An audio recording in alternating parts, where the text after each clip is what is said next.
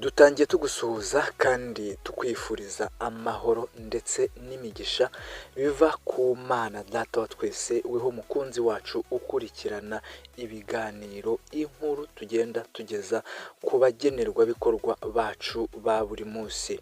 Uri umuntu w'ingenzi kuba ukurikirana ibiganiro byacu, uri umuntu w'ingenzi kuba warakoze subscribe, uri umuntu w'ingenzi kuba warakoze share, uri umuntu w'ingenzi kuba warakoze comment, uri umuntu w'ingenzi. Natwe turagushimira kandi tuguhoza ku mutima.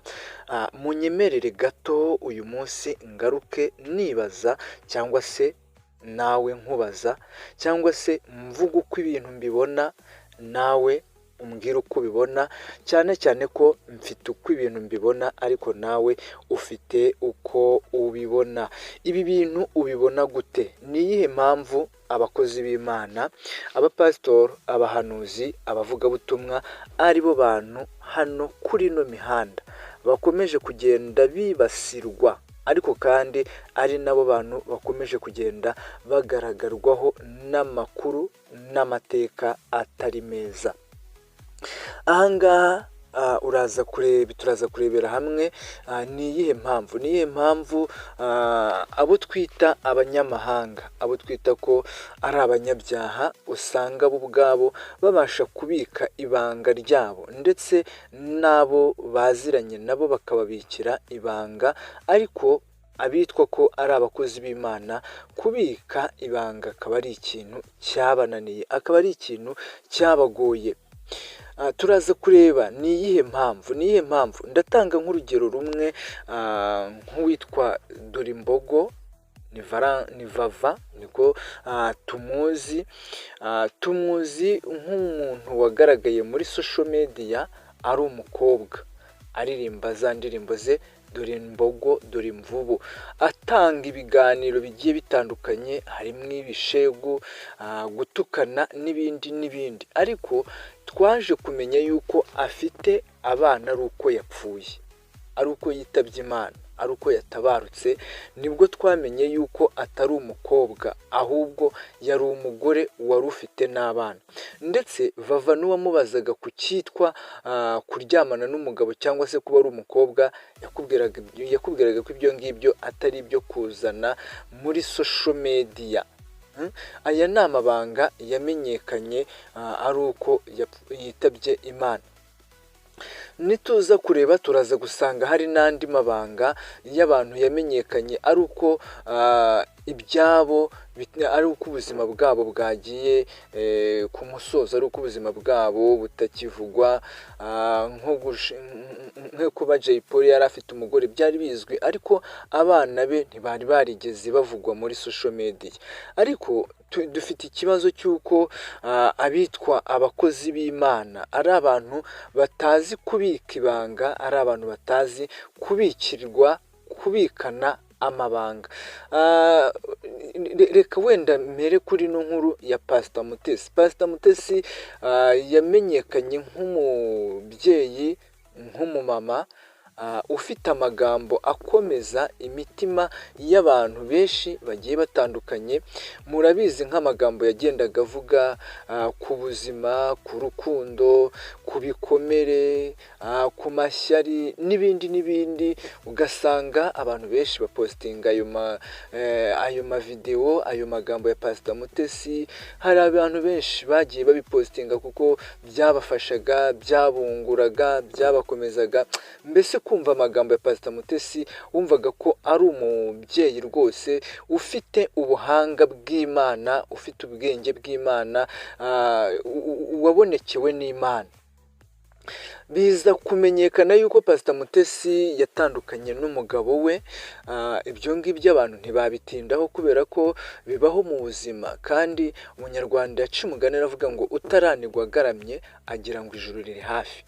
Utaranigwa agaramye agira ngo ijuru riri hafi, kandi undi yaciye umugani aravuga ngo ukiza ububwa bukubitira undi. ni imigani y'abanyarwanda. Muri make niba waragize amahirwe ugashaka rimwe bigakunda, ni byiza, ariko ntugaseke uwo bibayeho rimwe, ntukamuseke. Rero ibi ntabwo abantu babitinzeho kuba Pastor Mutesi yatandukana n'umugabo we wa mbere, kuko abantu mu buzima habaho kudahuza, ibintu ntibikunde, ibintu ntibyemere, ntabwo ibintu abantu babitinzeho. Mutesi anashaka umugabo wa kabiri, ubukwe biramenyekana ko yashatse umugabo mu gihe rwose kitageze ku mwaka, ndatekereza nabwo abatandukanye n'uyu mugabo. Abantu batangira kugenda bakimanga amavuta ya Pastor Mutesi, bibaza ni gute umuntu w'umupasiteri tena umuntu w'umushumba ashobora gukora divorce rimwe kabiri. Batangira kuvuga ati uyu mumama ibi bintu ntago ari shyashya, abagabo ntago bose ariko ari babi. Wasanga uyu mubyeyi amagambo avuga ku munwa atariyo magambo amuri ku mutima. Wasanga ibyo avuga ku bikomere agirira mu rukundo, ku bikomere abantu bakomereka, wasanga bivuga ariko ari we ukomeretsa abagabo, kuko nta kuntu yakora divorce n'umugabo wa mbere ngo ashake uwundi nabwo yongere akore divorce. Ntabwo abagabo babiri bose bamubera abantu babi. Ibi ngibi abantu bakomeza kugenda babikemanga, ariko nanone ntibabitindaho cyane. Pastor Mutesi arakomeza arya hiti rwose kuri no mihanda, arakomeza aratwika, arimanukira ku magambo yuje ubuhanga, ubwenge ndetse n'ubumenyi. Abantu bakomeza kugenda bayakunda, ndetse nawe bakomeza kugenda bamukunda, nubwo harimo abari batangiye kumutakariza icyizere, ariko ntabwo bari bose. Ese waba wifuza ahantu heza ho gukorera ubukwe, ababutashye bose bagasigara basiganuza? Aha nta handi, ni kuri Makita Tent Design. Kuri Makita Tent Design tugufitiye tente ngari nziza yo gukoreramo ubukwe, inama cyangwa se ibindi birori. Tugukorera amahema yo gutwikira imodoka cyangwa se gukoresha muri business zawe. Si ibyo gusa kandi turanayakodesha mukayagarura ku giciro gitoya kinogeye buri umwe wese.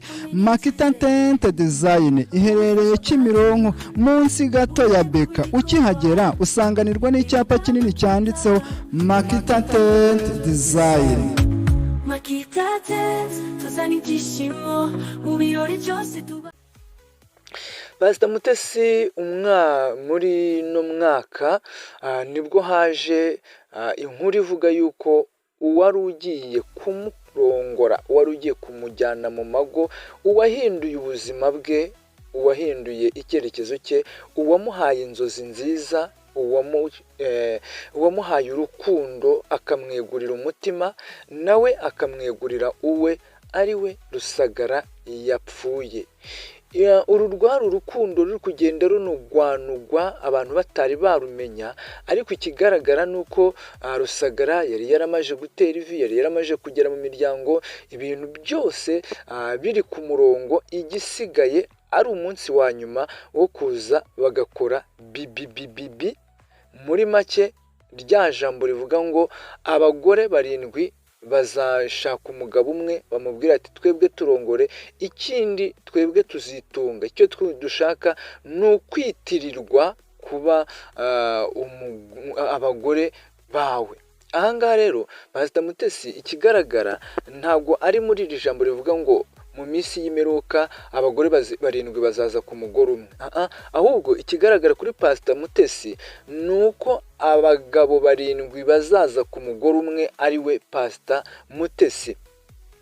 Ibi ngibi rero byaravuzwe. Pastor Mutesi araza asuka amarira ati nagize ibyago, abantu bamwe bamufata mu mugongo, abandi baramutuka, abandi baramucunaguza, abandi ibintu mbese buri muntu abifata uko abyumva. Buri muntu wa mugani wa munyarwanda ngo umuntu abisokoza uko abyogosha uko bishokoje. Abantu babyogosha uko bishokoje kuri Pastor Mutesi rwose. Araza ku isimbi akubita amarira, dore ko ngo ni Simbi TV ari isimbi y'amarira. ni isimbi y'amarira. Abagiyeho bose baragenda bakarira, mbese niba ariho haba umuhoza ntabwo mbizi. Hanyuma icyo mbivugiye ni uko ariho yakoreye ikiganiro cyangwa se yagiye agaragara mu biganiro arimo kurira ndetse agaragaza agahinda n'umubabaro. Ibi ngibi ntago ndaza kubitindaho cyane, ariko nanone nkahita nibaza why not, ni ukubera iki umugore umwe atandukanye n'umugabo wa mbere, atandukanye n'uwa kabiri, agiye gushaka uwa gatatu.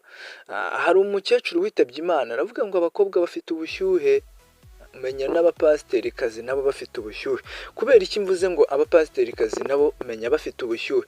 Ni uko iyo ugiye kureba usanga abapasiterikazi bafite ubushyuhe. Impamvu mvuga ngo bafite ubushyuhe, kwifata, kwirinda ni ibintu bigenda bigora igitsina gore cyangwa se abakozi b'Imana b'abapasiteri. Turaza kureba nka mama Vanessa yakoze divorce ashaka undi mugabo, turaza kureba uwitwa Grace nawe yarashatse, yarabyaye, babyaranye ntibabana, ashaka undi nawe bakora divorce, nyuma yaho atererwa undi n'uwitwa Ephraim, binanugwanugwa nuko babana. Reka wenda byo mbyihorere, reka da nukunugwanugwa, ni amakuru avugirwa hariya hirya. Ariko ikigaragara cya mbere, kubikirwa ndetse kwihangana no kwifata ku bakozi b'Imana ni ibintu bikomeje kugorana cyane. Kuri ubu ngubu inkuru iri kuvugwa nuko Gerard nawe yagiye kugera ikirenge mu cy'abandi bagabo bitiriwe Mutesi, cyangwa se bagiye bari mu rukundo, bari mu mubano mwiza na Pastor Mutesi. Ibi byagaragaye ubwo Gerard yajyaga kwa Pastor Mutesi avuga ko agiye kumusaba imbabazi. Bigenda ari byo byitiriwe ko ari ukumusaba imbabazi, ariko izi mbabazi zihita zizanamo akantu. Ese ko agiye gusaba imbabazi, ni gute Pastor Mutesi nawe yateguye impano yo guha Gerard kandi atarazi cyari kiri bumuzane muri uru rugo? Kuko Gerard akinjira agikomanga, ni iyihe mpamvu yinjiye agasanga basetinze kamera yo kumwitegura batari bazi ikiri bumuzane muri uru rugo? Ni gute Gerard yinjiye Pastor Mutesi akaza akamuhobera, akamufata akaboko? Pastor Mutesi ntiyinjire mu nzu yiwe ari we wa mbere, ahubwo Gerard agakingura urugi nk'uwinjiriwe. Ni iyihe mpamvu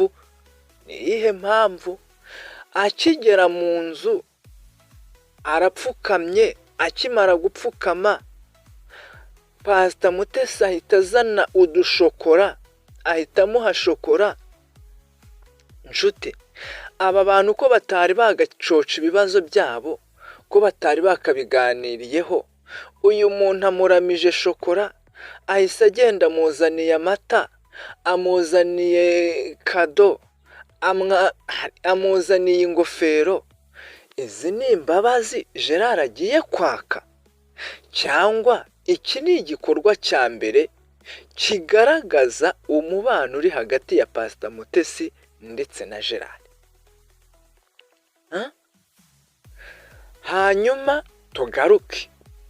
tugaruke ibi bintu duse n'ababirebaho, ariko kandi nanone duse n'ababivugaho, ariko ntitubivugeho gusa, ibi bintu tunabitekerezeho. Ni gute Pastor Mutesi yiteguye umuntu ugiye kuza kumusaba imbabazi, akamuteguza kado nk'aho Gerard, yego na Gerard yayizanye kado, ariko urebye kado zihari kwa Pastor Mutesi ziri guhabwa Gerard ntabwo zihwanye n'izo wagiye gusaba imbabazi. Wenda Gerard yakwitwaza kado kuko agiye ari ikiru ari kwica. Ese Pastor Mutesi we izi kado ni iziki? Mu muco nyarwanda ingofero ifite icyo isobanura.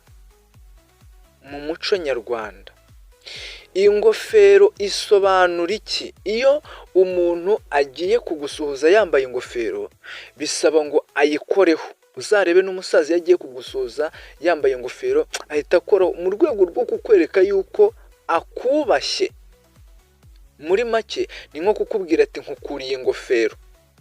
Hanyuma mu mihango yo gusaba no gukwa, umusaza se w'umubyeyi, se w'umukobwa cyangwa se w'umuhungu bambikwa ingofero nk'ikamba ry'icyubahiro, nk'ishimwe ry'uko bareze neza, nk'ishimwe ry'ikinyabupfura batanze. Akaba ari cyo gitumye ubu bukwe biba byarakomotse ku burere n'ikinyabupfura aba babyeyi baba barahaye aba bana. Abana rero bakabambika ingofero mu buryo bwo kubashimira. Uri kumva? Ni nayo mpamvu ujya ubona nka mu ma event cyangwa se reka mvuge nko muri uku kwamamaza, ujya kubona ukabona hariho ingofero nyinshi zitangwa. Ni iyihe mpamvu? Baba bari gushimira aba baturage ko babanye nabo neza, bababwira ati muri abantu b'ingirakamaro, muri abantu b'intwari. Kuba turi aha ngaha ni mwebwe, kuba duhagaze imbere yanyu ni mwebwe, kuba turi abo turi bo ni mwebwe. Turabashimiye, muri abantu b'intwari, muri abantu b'umumaro, muri abantu bakomeye. Hanyuma iyi ngofero kwa Gerard agiye gusaba imbabazi, agiye gupfukama agatitiriza akareba ko bamubabarira, iyi ngofero yambaye bahise bamuha isobanuye iki kuri ubu buzima? Rero niho abantu bahera bavuga ati agakiza k'abakozi b'Imana gasigaye nako karabaye agashinwa. Agakiza k'abakozi b'Imana nako gasigaye karabaye agashinwa. Kuko ndabyemera rwose, ndanabiha agaciro. Pastor Mutesi ni umugore mwiza, mu gihagararo, agamba avuga wumva ko afite ubwenge. Ariko uzarebe nta muntu ukipfa gupostinga ibintu bya Pastor Mutesi. Ntawe ugipfa kubipostinga, ntawe ugipfa kubivugaho. N'ubivuze biravugwa muri no social media, ariko ntawe ugipfa kubipostinga. Kubera iki? Ibintu Pastor Mutesi arimo akora biri kugenda bimwambura agaciro, biri kugenda bitesha agaciro n'amagambo ye yavugaga, abantu bakayumva nk'amagambo y'umuntu w'umuhanga, y'umuntu w'umunyabwenge. Ariko ubwenge bwe buri kugenda buteshwa agaciro n'ibintu akora. Ubwenge bwa Pastor Mutesi buri kugenda buteshwa agaciro n'ibintu arimo kugenda agaragaza. Kubera ko ubuhanga bwe mu magambo yavugaga, abantu baravuga ati mbega umugore w'umuhanga. Ariko ikigaragara bwari ubuhanga bwo ku munwa gusa, ariko butandukanye n'ubuhanga bw'uwo ari we. Ni gute we ubwe yaravuga ati umuntu nagukomeretsa rimwe ntuzigere wemera ko gukomeretsa kabiri? Ubwo bivuze ngo nukomeretswa rimwe n'umugabo ntuzigere wemera ko hari undi mugabo ugukomeretsa. None we ko atandukanye n'uwa mbere ntakomeretse? Cyangwa baratandukana kubera yuko navuga ngo ingeso ni we ntakomereke? Wasanga ari gukomeretsa abagabo, ntabwo mbizi. Agatandukana n'uwa kabiri, ese ntacyo arabona? Uwa gatatu yitabye Imana, ese ntacyo arabona? Ageze ku mugabo wa kane. Ibi nari narabivuze, ndavuga ni Pastor Mutesi mumwitegure ko mu minsi iri imbere haraza umugabo wa kane. Ariko ndabona atari bane gusa. Pastor Mutesi nabivuze, azagera muri rya jambo rivuga ngo abagabo 7 bazitirirwa umugore umwe ari we Pastor Mutesi. Muzabibona ntageze ku wa 4, muzabibona nimutanabibona bazaba baraje ariko baza mu ibanga. Rero hari ibintu abakozi b'Imana dukwiye guhindura, nanjye nishyizemo, dukwiye guhindura. Ni ukubera iki ari twebwe kuri no mihanda twahora dutanga inkuru? Ni ukubera iki ari twebwe twahora tuvugwa nabi, tuvugwa amakosa twakoze? Ni ukubera iki tutakwiha akabanga ngo twibikire ibanga?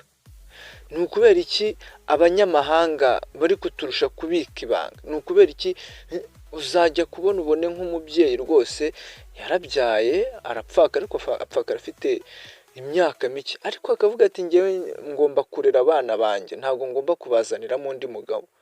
Ariko twebwe abakozi b'Imana, kubera iki? Ni ukubera iki?